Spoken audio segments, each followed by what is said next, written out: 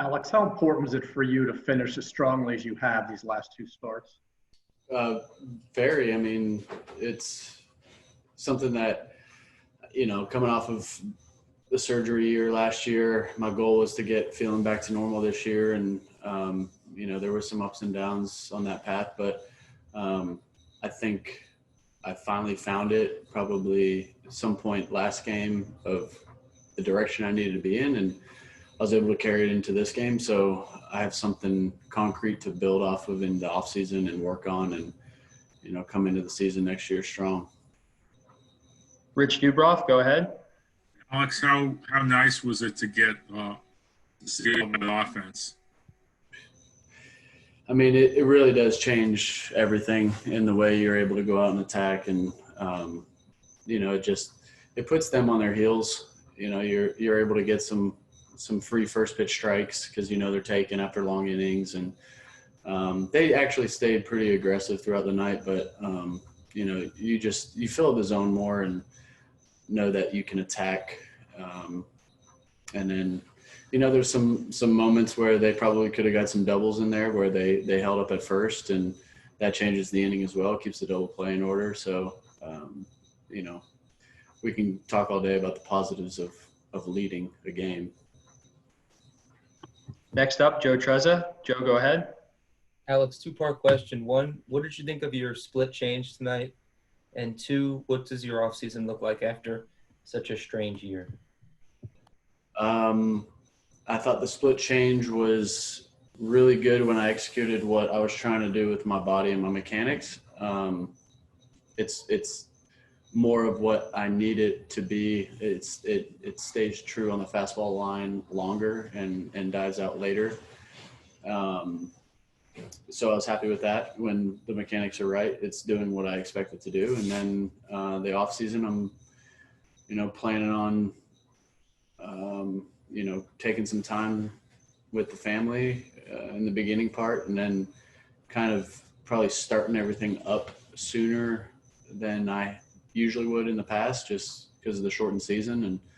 And also with me working on what I've been working on this during the season, I want to maintain that and kind of create some new habits with my delivery and make that, second nature. So I expect to kind of jump into things a lot quicker this year. John Mioli, go ahead. Alex, you've been a part of a few very different rotations in 3 years here, ending the season with the one that you guys have with all the youth in there and the success they've had. What does that do for a team, for an organization to have young pitching the way that the guys are around now? Well, it's exciting. I mean,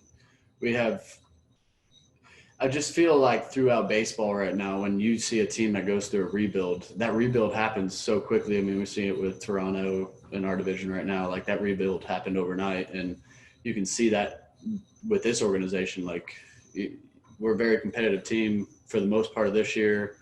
Some guys got the ability to get a taste of the big leagues and see how their stuff really plays, which is such a big moment for them to be able to go in the offseason and know that when they execute their pitches that their stuff's going to play. So we're going to be able to go into next year with some guys that, can really have some success up here. And they're all hungry. I mean, they're all feeding off each other. You could tell when the guys started coming up and having their quality starts and putting together some good outings that everybody fed off it. It kind of injected some more motivation and some excitement in the rotation. So it should be interesting and fun to watch next year.